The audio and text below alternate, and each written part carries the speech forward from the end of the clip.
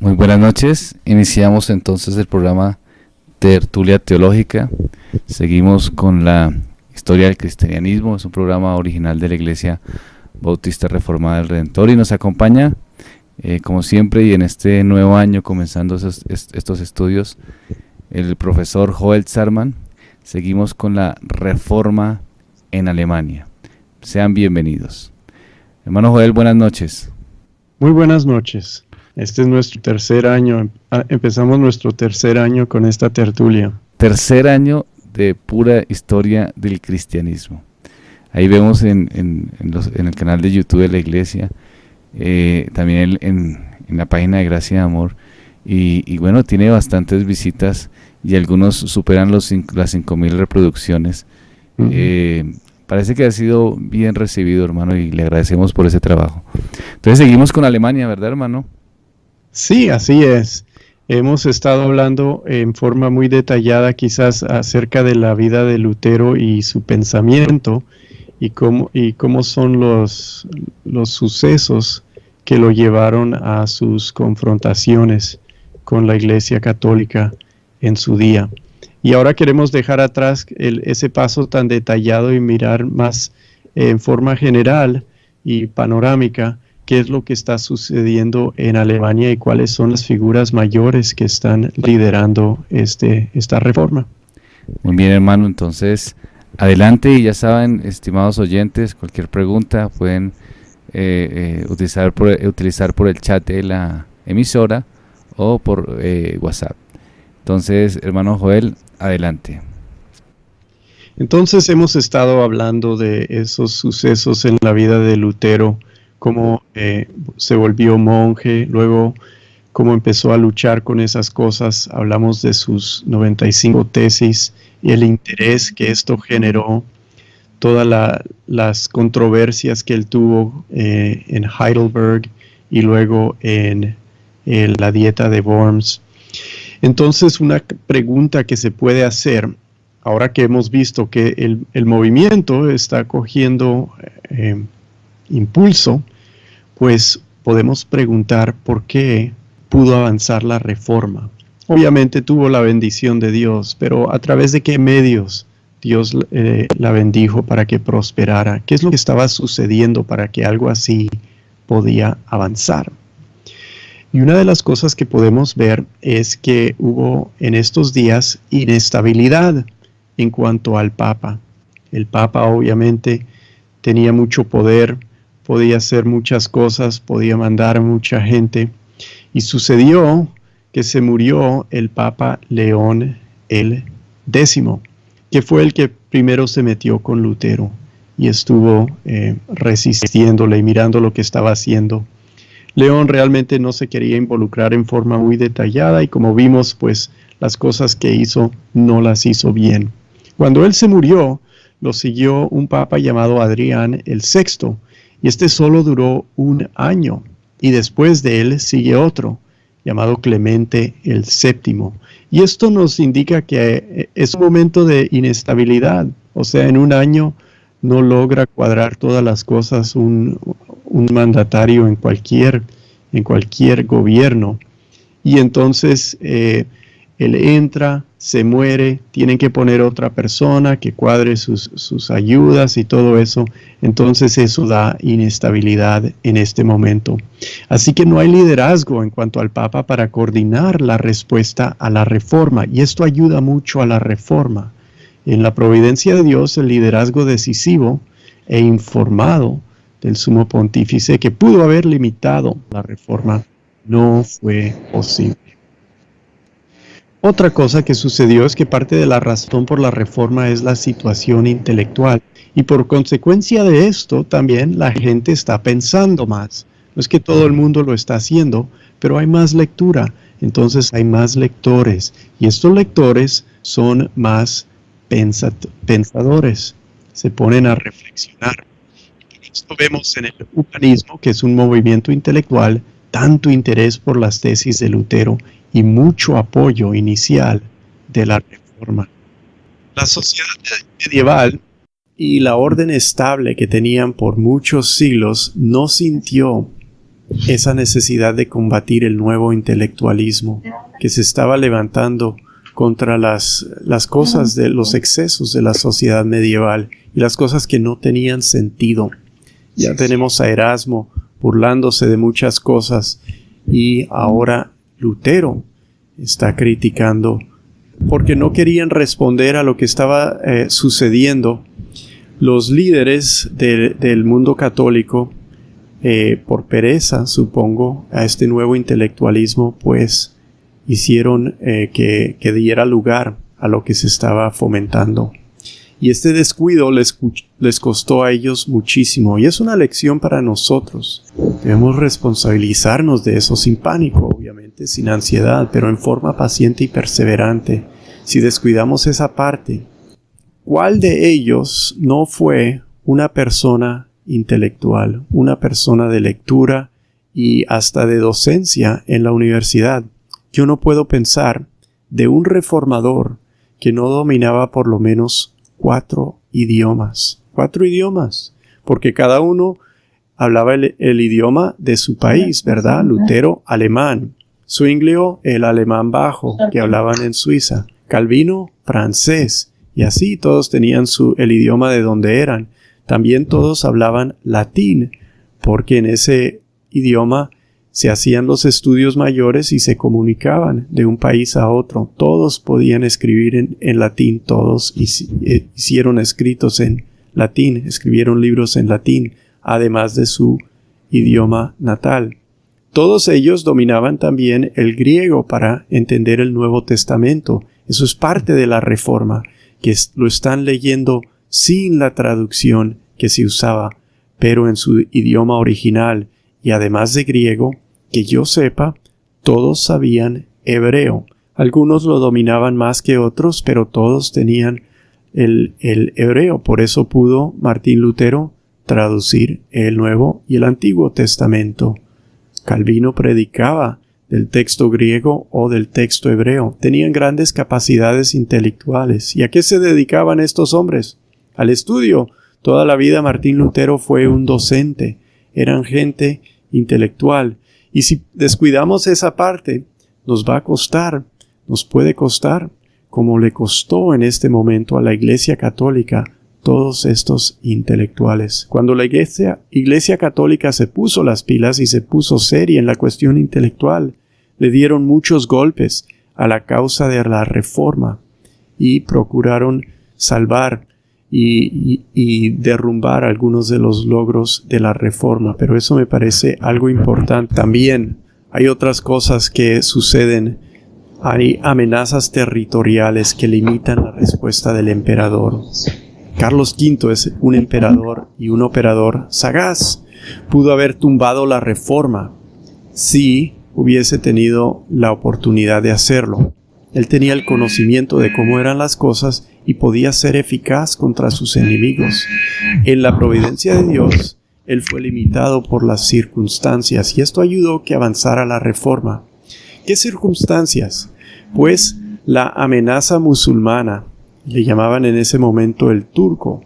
Los musulmanes estaban en las fronteras del imperio y lo distrayeron. Uno no puede irse a los límites de su imperio con una fuerza suficiente para dominar la agresión del turco sin dejar en orden sus grandes territorios que quedan atrás. Tiene que tener alguna estabilidad política y por eso tuvo que hacer negocio para que ellos tuvieran lo que querían y no se volvieran en contra de él y no se aprovecharan lo que él tenía que hacer en sus fronteras. Esto hizo que difiriera Carlos V su confrontación con la nobleza reformada y no lo hizo hasta los años 1540, cuando sí pudo regresar en los años 1540, en esa década en la cual se levantó una alianza. Carlos V los derrotó y los debilitó con mucha astucia y logró tumbar algunas de las cosas que ellos habían ya establecido. Por ejemplo, Martin Bucer, que está en Estrasburgo, en el sur de Alemania, tuvo que irse a Inglaterra y ahí murió porque se habían ya lo sacaron, lo corrieron por lo que hizo Carlos V cuando tumbó la alianza política de los protestantes. Es en este momento, en el momento anterior a eso, cuando está arrancando la reforma, cuando lo está amenazando el turco, pues él pudo haber hecho algo, pero después, cuando regresó, cuando ya tuvo tiempo de hacer algo, había demasiado impulso reformado como para deshacer todos sus logros, y por eso salió adelante la reforma. También porque se movilizaron, y en los primeros años los protestantes avanzaron bien lo que podían hacer por 20 años en los territorios del imperio, en la providencia de Dios. Entonces, esas son algunas de las cosas, algunas de las circunstancias, la inestabilidad del Papa. No sé si hasta ahí hay preguntas o algo que la gente quiera comentar, si no seguimos adelante. No, hermano, hasta aquí están bien. Ok, listo. Sin novedades, hermano, adelante. Muy bien. ¿Quiénes son las figuras importantes de la Reforma en Alemania? Claro que Lutero fue siempre la cabeza, aunque en sus últimos años lo fue en símbolo y no en poder. Pero él fue el predicador y escritor, siempre la cara pública de la Reforma y un gigante. Una personalidad extraordinaria, una persona extraordinaria y alguien que logró lo que pocos podrían lograr. Siempre debemos recordar eso. Lutero, claro, tenía sus faltas, pero también logró grandes cosas. La gente luterana, en sus días, ponían un retrato de Lutero donde antes tenían un santo. Y eso es algo que no siempre se sabe de la Reforma. Me parece un poco chistoso. Sí, yo creo que la gente, nuestra audiencia puede imaginarse lugares donde han ido, donde la casa tiene la gente un santo, un retrato, sí, una pintura de la Virgen, lo que sea, algo así. En la Reforma imprimían el retrato de Lutero y la gente en vez quitaba su santo y ponía en vez una foto, pues no una foto, pero una reproducción imprimida de Lutero. Por la fuerza de su determinación y por su personalidad, llevó adelante muchos de los logros de esa reforma. Y por esa misma razón, la muerte de Lutero resultó en una fractura. Se fracturó la reforma luterana cuando él se murió, y fue muy grave esa fractura. Los que resistieron, los que querían resistir la influencia más moderada de Melanchthon, que se volvió uno de los líderes. Habían quienes pues querían ser más fieles a lo original y ser más duros y más tercos que Melanchthon, y se fracturó la reforma cuando Lutero murió. La conciencia de su propia importancia, de Lutero, de su propia importancia, le llevó en sus postreros días a cometer errores, despreciando a los reformadores suizos y diciendo cosas muy, muy feas contra los judíos. Parece que Lutero murió como un viejo un poco amargado. Él despreció a los reformadores suizos. No les puso caso, los creyó demasiado radicales como lo fue Karlstadt. Y eso fue algo malo. No se pudieron unir con los reformadores en Suiza como quisieron en un momento Melanchthon y Felipe de Hesse, que fue un importante líder político. Felipe de Hesse estaba buscando una unión de las fuerzas reformadas para resistir en forma militar a Carlos V, que estaba de regreso de pelear con los turcos, y Felipe de Hesse se dio cuenta que les podía dañar mucho la reforma si no lo resistían. Entonces Felipe convoca en Marburgo. Sí. Tenemos una pregunta. Desde el chat de la emisora. ¿Cuáles podrían ser los principales errores que cometió Martín Lutero? Pues uno de ellos es no hacerle mucho caso a los reformadores suizos, no quiso unirse con ellos y por consecuencia no fue posible esta unión de las fuerzas reformadas políticas que buscó Felipe de Hesse, que estamos detallando. Entonces, otro de los errores fue, y pues este es el principal, fue muy terco en cuanto a la Santa Cena. Y quiero detallar un poco de por qué eso fue. Yo creo que vamos a hablar de esto después porque es muy importante entender lo que las confrontaciones que tuvieron los reformadores en cuanto a la Santa Cena, sus diferentes visiones de lo que ocurría en la Santa Cena.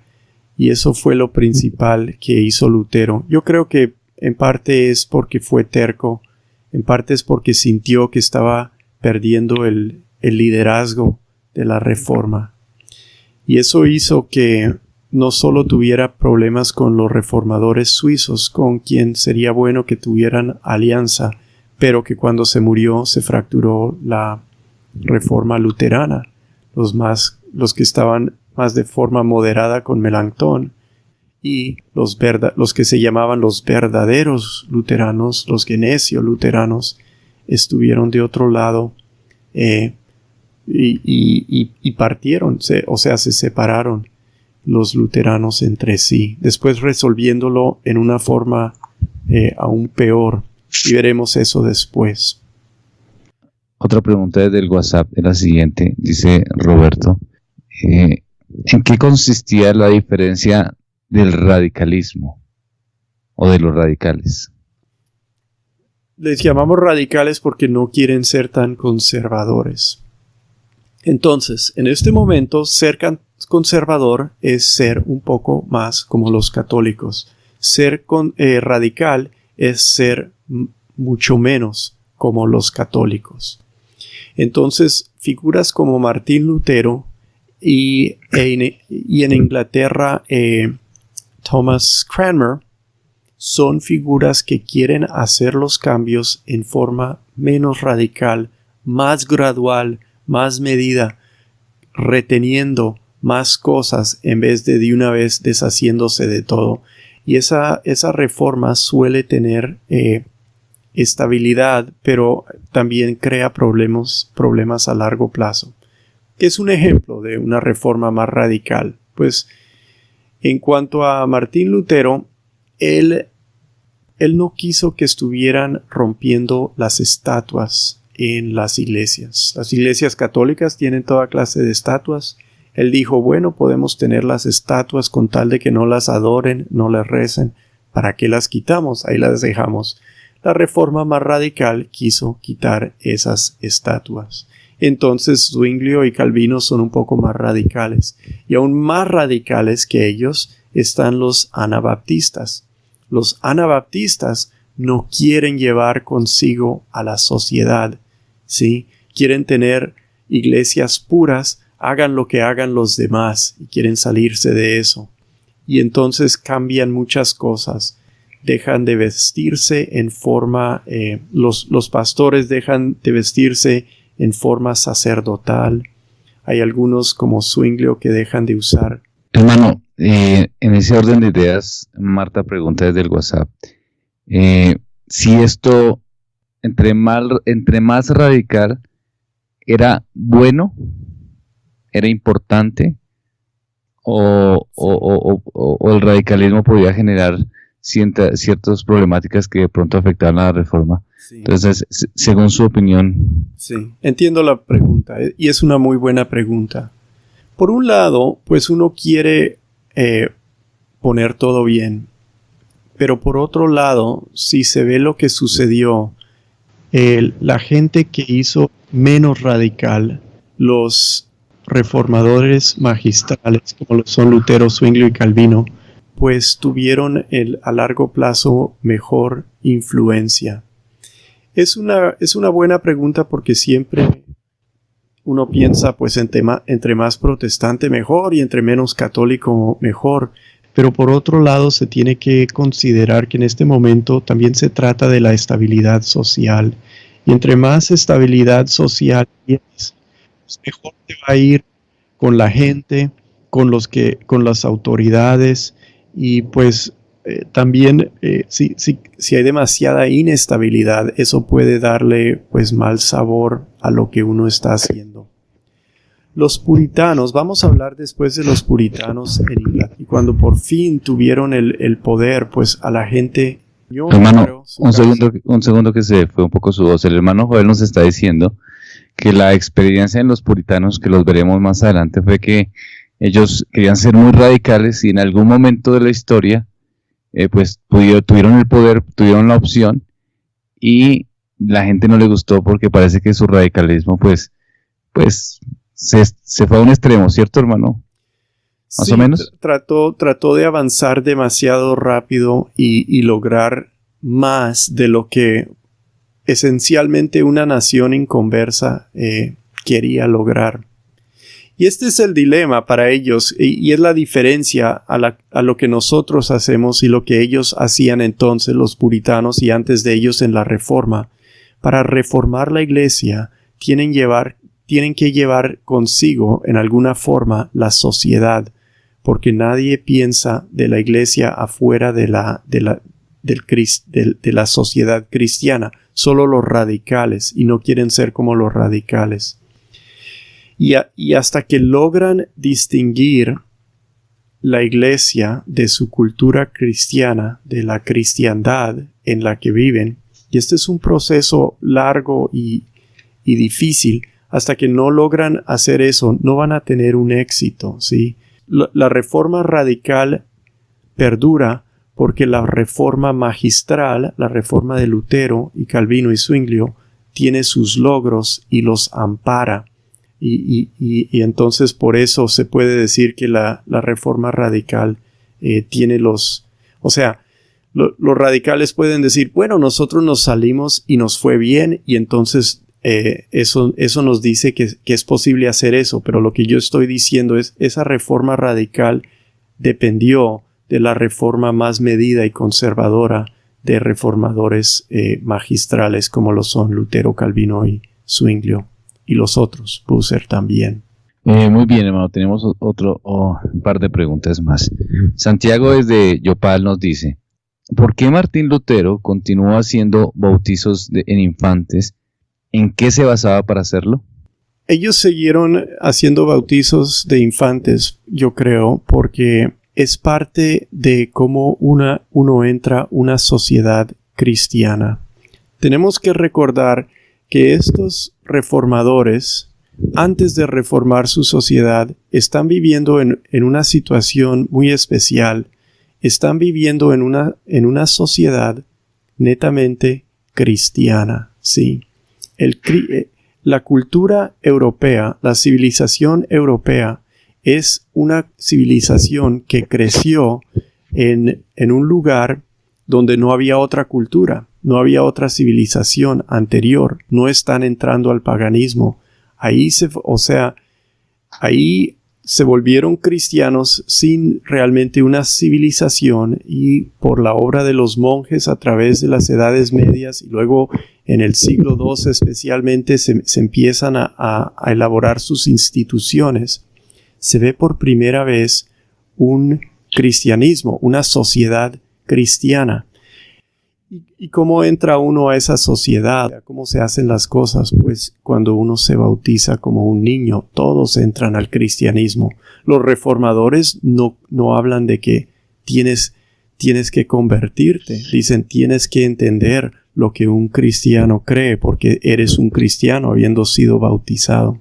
Entonces ellos siguen siendo eso. Eso es algo que a través de los años tienen que separar. Y vamos a mirar eso. Cómo entra la conciencia de que tienen que separar la iglesia y hacer las cosas en la iglesia diferente por consecuencia. Todos ellos bautizan a los niños porque si no, pues van a tener una sociedad de inconversos, una sociedad de gente no cristiana, y eso no es lo que quieren. No sé cuáles son los apoyos bíblicos que usan para eso, en especial lo que usó Lutero para apoyar eso. No soy consciente, no entiendo cómo hizo eso, o sea, en forma de apoyos bíblicos. Entonces podemos decir que era básicamente el bautismo inicia desde un punto de vista social. Me parece que, si no mal no recuerdo, cuando el Imperio Romano y se unió la Iglesia con el Imperio, pues el bautismo era una forma de censo de quienes pertenecían al Imperio, o sea, de quienes eran los que fueran parte de la Iglesia Católica, pues eran parte de la cristiandad y eran parte pues del Imperio. Y así mismo se fue desarrollando hasta el punto que, como Joel nos decía, ya el bautismo es una cuestión, o sea, era una cuestión social. Tal vez los reformadores en ese momento, o Martín Lutero, no vio un problema en eso, ¿verdad? Sí, o sea, es como uno reconoce su ciudadanía, es como, en términos modernos, consigue sus papeles, su cédula, su identificación, su certificado de nacimiento, todo eso. Sí, listo, hermano. Entonces vamos a hacer un par de preguntas más, ¿listo? Uh-huh. Daniel pregunta, ¿cuál fue en sí el problema de Lutero con los judíos? Esa es una muy buena pregunta, porque es un problema muy complejo para el historiador. No sé si puedo explicarlo todo aquí. Por dos razones. Una es que yo funciono mucho mejor cuando estoy leyendo lo que preparé de antemano que cuando estoy respondiendo preguntas espontáneas. Pero otra es porque realmente el tema de Lutero y los judíos es muy delicado. Se han usado las cosas que dijo Lutero los nazis usaban las cosas que dijeron Lutero para perseguir a los judíos. Entonces, es un tema bastante delicado.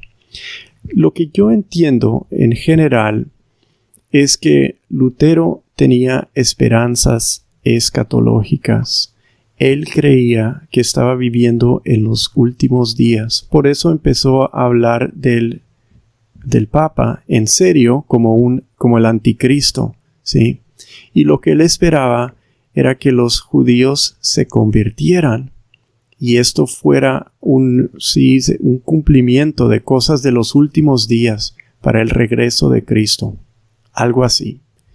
Y en su juventud, en sus primeros años, Lutero hizo una invitación. Dijo, no hay que perseguir al judío, en vez hay que evangelizarlo, hay que invitarlo a que entre con nosotros a la sociedad cristiana y se hagan cristianos. Eso no sucedió.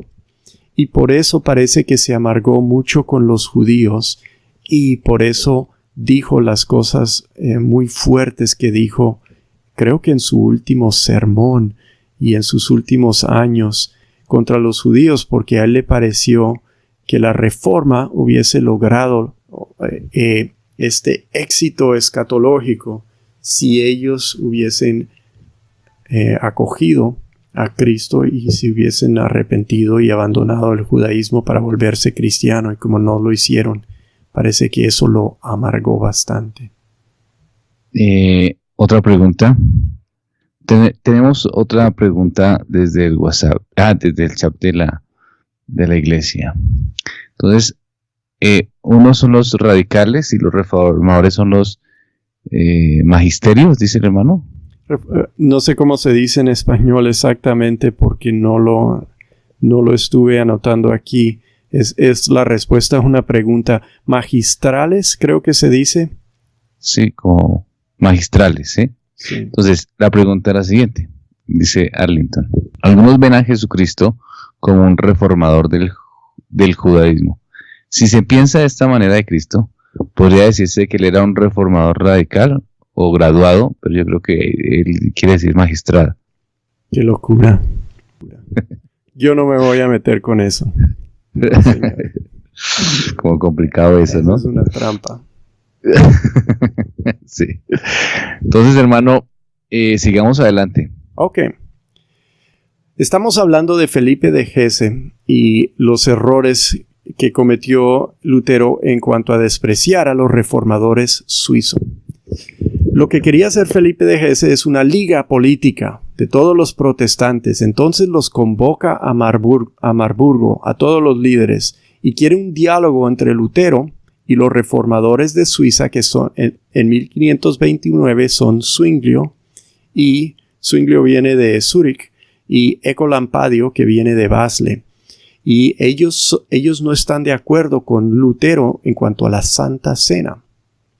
Se ponen de acuerdo en todo menos la Santa Cena, y ahí tienen pelea. Tiene que estar la carne y sangre física de Cristo, dice Lutero. Eso es lo que cree Lutero. Melanchthon, en este momento, pues no abandona a su líder Lutero, aunque después sí lo abandonará en esta posición para lograr un acuerdo con Calvino. Pero él dice, no, tiene que estar la sangre y carne física de Cristo en la Santa Cena, como dice Lutero. Y Zwinglio dice, esto no es la verdad. Dice, lo que Cristo dice cuando dice que este es mi cuerpo, es que este es un símbolo y que la presencia de física de Cristo no se debe afirmar. Pues el muy terco Lutero dice, no, eso no es verdad, esto es un misterio. Cuando Cristo dice, este es mi cuerpo, es porque este es su cuerpo. Y se pelean, no pueden tener un acuerdo, y por consecuencia, lo interesante para nosotros en estos días es que porque no pudieron ponerse de acuerdo sobre un punto teológico, no pudieron hacer la liga política que buscaban, porque así eran las cosas en esos días. Así no logran esa unión teológica que buscó Felipe y que él buscaba para hacer su liga política de príncipes reformados. Entonces esto le debilitó en algo a los reformadores y a sus fuerzas y le dio poder a Carlos V, que los destruyó, los deshizo cuando él regresó, creo que en 1547. Felipe de Hesse fue un líder muy apoyador de la Reforma y fue un apoyo de mucha fortaleza y lo apreciaban. Pero lo apreciaron demasiado Lutero y Melanchthon, porque en un momento él traicionó a la Reforma haciendo algo pues que ellos le recomendaron. Felipe tenía este problema. Felipe de Hesse se había casado con su esposa como matrimonio político cuando él era muy muy joven. Entonces se casó con esta mujer por conveniencia política. Y aunque tuvo unos 8 a 10 hijos, no sé cuántos exactamente, pero por lo menos 8 hijos, tuvo por lo menos 8 hijos con esta mujer, dijo que no la quería, que no la soportaba. Y entonces lo que hacía Felipe era cometer adulterio. Entonces quiso dejar sus adulterios y casarse con una muchacha bonita para poder ser fiel. El problema es que no tenía razón para divorciarse. El divorcio no le era posible. ¿Sí? Entonces, ¿qué hizo Felipe de Hesse? Habló con Lutero y con Melanchthon, porque él era un luterano, apoyaba la Reforma, y les explicó su deseo de ser fiel, que no quería a su esposa, que muy fea, que no la toleraba, pero ya leído en la Biblia, los patriarcas tenían más de una esposa, y que si era bíblico todavía hacer eso. Y el error que cometieron Lutero y Melanchthon en ese momento es que dijeron, listo, se puede hacer, eso está bien Felipe, solo que no se lo vayas a decir a nadie. Es lo que sucedió. Y entonces él lo hizo, se casó con esta otra muchacha, tenía 2 esposas, el mundo se enteró y fue un desastre para la reputación de la Reforma y fue algo que ayudó mucho al emperador Carlos V. Fue un gran beneficio para la propaganda católica. Lutero y Melanchthon pues lo negaron, pero la verdad era que todos supieron que ellos estaban apoyando a Felipe en eso. Y fue un momento de debilidad con bastantes consecuencias en Alemania en ese entonces. Nos preguntan, ¿cuál era la intención de Martín Lutero para aceptar semejante cosa? Yo creo que él entendía, él siempre entendió que necesitaba el apoyo de los príncipes reformados. Y supongo que en esto pues tenían el deseo de que Felipe de Hesse pues viviera, o sea, que no estuviera cometiendo adulterio. Quizás pensaron, mejor que se case 2 veces a que cometa adulterio. No sé. Fue un muy mal juicio. No sé exactamente cuáles son todos los detalles de cómo lograron tomar una decisión tan horrible, tan pésima, tan mala para ellos. Pero eso es lo que sucedió. ¿No habría, digamos, un beneficio a la reforma? O sea, ellos no tomaron esa decisión desde un punto de vista pragmático, tal vez. Sí, yo creo que tiene mucho pragmatismo, sí. Otra figura de la reforma que hemos estado mencionando es Melanchthon. Hablemos un poco más de él. Melanchthon fue el gran educador de Alemania reformada. Puso las bases de la reforma académica. Escribió el libro de gramática griega, entre otras cosas, que se usó por años. Y como sabemos, los reformadores eran muy buenos para aprender griego. Pues Melanchthon era como un genio para el griego. A una edad muy joven llegó a la Universidad de Wittenberg y él, porque tenía tantas habilidades con el griego. Él siguió a Lutero. Él ganaba en un momento más que Lutero porque era como más prestigioso por saber tanto griego. Y Lutero no le tuvo envidia, pero Melanchthon siguió a Lutero y fue un fiel ayudante. Admiraba muchísimo a Lutero. Quizás lo tenía porque él era tan joven. Pensaba de Lutero quizás algo como un padre, alguien que le podía guiar y ayudar. Muy temprano, en los años 1520, los estudiantes de Melanchthon, tomando notas de sus charlas sobre la epístola de los Romanos, publicaron unos comentarios teológicos que él dio en forma oral. Y esto indignó a Melanchthon, y le tocó revisar y mejorar ese producto. Pero de ahí tenemos un libro muy importante de Melanchthon que se llama Temas Comunes. Estos son temas comunes teológicos y son algo que organizan. Al hablar exegéticamente de la epístola a los Romanos, Melanchthon vio que surgen temas que se amplían en las escrituras en otros lados. Melanchthon está enseñando a sus estudiantes a interpretar la epístola a los Romanos y les dice: para interpretar la epístola a los Romanos hay que entender cómo pensaba el apóstol Pablo. Y yo les voy a dar una guía al pensamiento del apóstol Pablo. Esa guía son estos temas comunes.